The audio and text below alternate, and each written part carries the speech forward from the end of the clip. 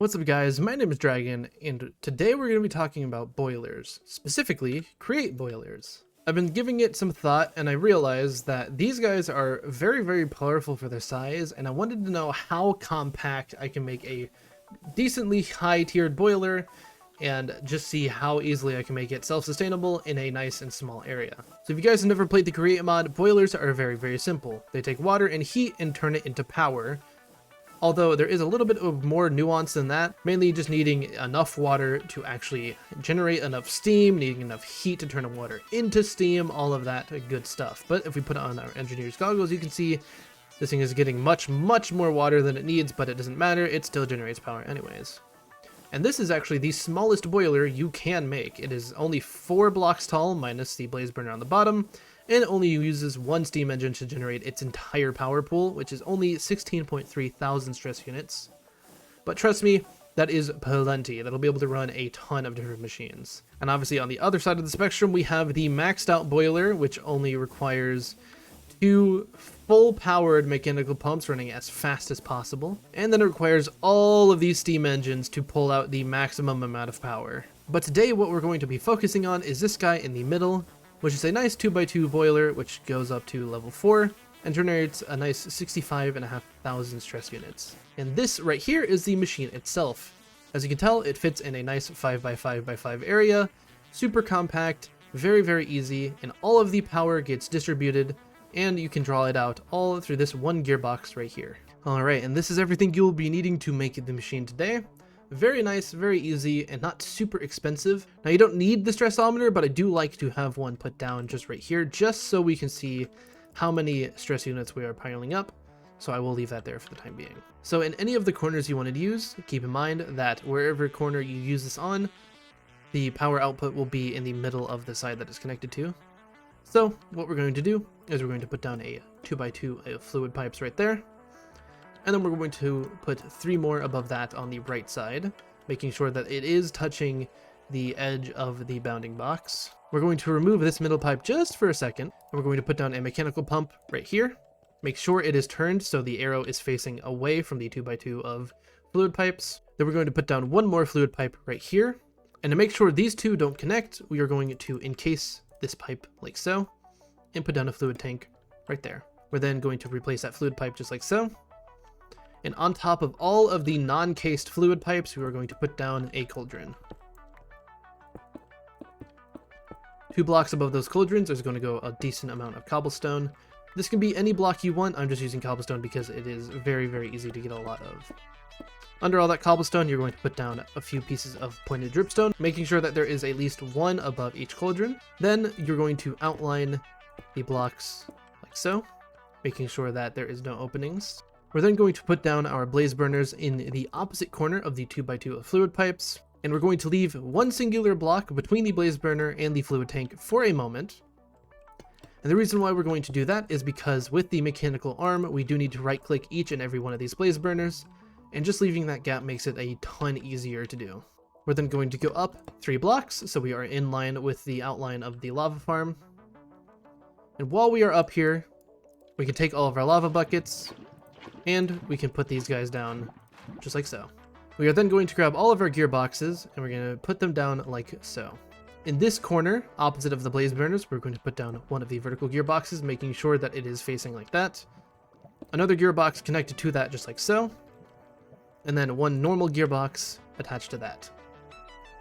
We're then going to put down a shaft right here, a cogwheel attached to that shaft, a vertical gearbox attached to the cogwheel, and then another cogwheel attached to the gearbox. On top of this cogwheel specifically, we're going to put down a depot. Attached to that depot, we're going to put down a brass funnel, making sure that the arrow is facing into the depot itself. And the way to do this is you just make sure that if you right-click it without shifting, you can see the arrow is pointing outwards. So whenever you're putting it down, make sure you shift and then place it down, because then the arrow will point the right way. Then we're going to filter this with just an empty bucket, and then we're going to put 1 singular empty bucket into that depot. We can then put down the mechanical arm, and we're going to want it to target everything as follows. The brass funnel, the depot itself, don't worry if you take out the bucket, and all 4 of these blaze burners, just like so. And then we're going to put down the arm attached to this cogwheel, just like that. And if you did manage to pick up the bucket, you can just put it right back in there, just like that. On top of this depot will go the spout, just like so, very easy. And then after we put down the mechanical arm, you can put down the rest of the fluid tanks, just like so. We're then going to attach all 4 shafts to this first vertical gearbox, just like that. And then we're going to put steam engines down on the fluid tank, but make sure they are in line with the shafts so they connect up just like that. And we're going to do that all the way up. We're then going to put a block of cobblestone down right here. Our 1 cobblestone stair is going to go down right here. Make sure that it is facing exactly like so. Then one of our mechanical pumps is going to go down right here. Make sure it is facing into the fluid tank. And then under that is going to go a cogwheel, and attached to that cogwheel is going to be a hand crank. Then we can flood this area with a little bit of water. And what you're going to want to do is make sure that this shaft is also flooded with water. We're then going to put down 1 more cogwheel to this gearbox right here. And then we're going to attach the mechanical pumps to this cogwheel like so. We're going to put 1 right there, making sure that the arrow is facing up. And we're going to attach 1 more mechanical pump just like that. Make sure that both of these have their arrows facing up, as that is very important. And then you're going to want to take your fluid pipes and connect them up into the boiler. After everything is ready to go, all you need to do is put down a mechanical pump onto this fluid tank in the back, like so. Of course, you are going to want to make sure it faces the right way. So we're going to take a mechanical pump and we're going to put it down like that. If it does connect up to the cauldron on the side of it, all you need to do is pick it back up and shift click down like that. And then you're going to take a wrench and just turn that bad boy around, making sure that the arrow is facing up away from the fluid tank itself. And then the rest of your fluid pipes will just go like so, straight into the spout. Then what you're going to do is take 2 more water buckets, which you can pick up from down here. And you're going to want to waterlog this mechanical pump and this stair specifically. And after that, everything should be ready to go. Obviously, it'll take a second to start up because there's no lava in the system at all yet. But to start up the machine, all you need to do is step up to where you can actually turn this hand crank and just give it a little bit of a spin. And eventually you can see everything starts turning. And we have a decent amount of water coming into the boiler. What it's going to do is going to take all of the lava out of all these cauldrons and deposit it into that fluid container right there. That is then going to pump up the lava into the spout like it is currently doing. And once that spout sees that there's an empty bucket on this depot, it's going to fill up that bucket with lava. And only then will the mechanical arm pick up that lava bucket and deposit it into one of the blaze burners down below.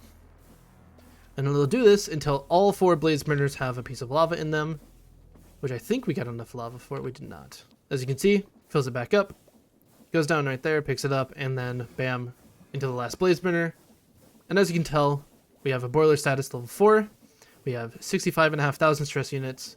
And if we look at the stressometer on here, we have 64.3 thousand stress units, just like that, in a nice compact 5x5 area.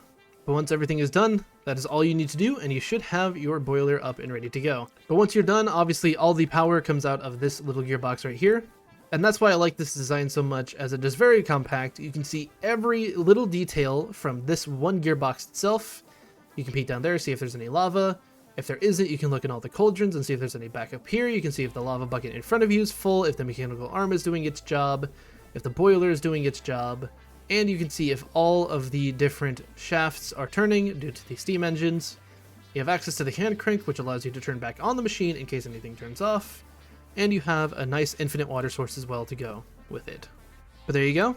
That is the nice and compact boiler, all nice and done. I hope you guys did enjoy this video. If you did, do be sure to hit the subscribe button down below. It does help me out a ton. And if you guys did find this video helpful, do let me know down in the comments below, because I do like to get your feedback on these things. If you guys want to see me build anything else in creative or make some tutorials kind of like this where I show you how to do something very nice and compact, then also do let me know down in the comments below. Anyways, I hope you guys enjoyed. I hope you have a good rest of your day or night, depending on where you are, and I will talk to you all later.